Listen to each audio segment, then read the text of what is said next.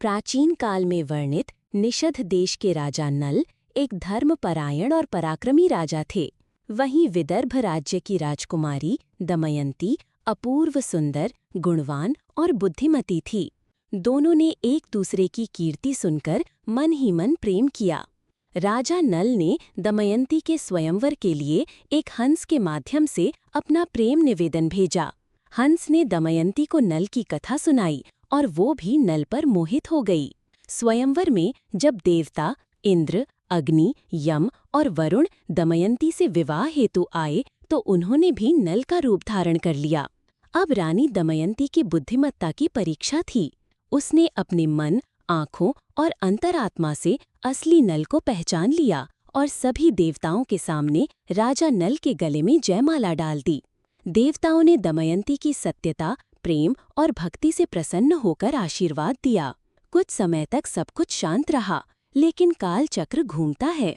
एक बार नल को काली नाम के दैत्य ने ग्रसित कर लिया और उन्होंने जुए में अपना राज्य खो दिया। वे रानी दमयंती को साथ लेकर वन में चले गए।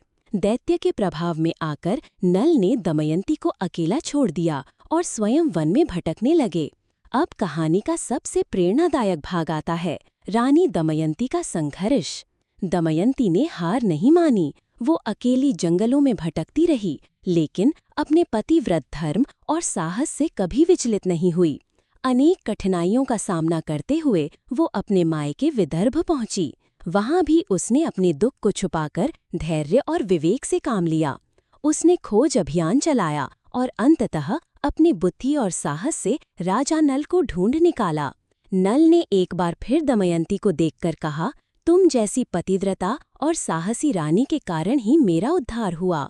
अंततः नल ने काली के प्रभाव से मुक्ति पाई, राज्य पुनः प्राप्त किया और दोनों फिर से सुखपूर्वक राज्य करने लगे।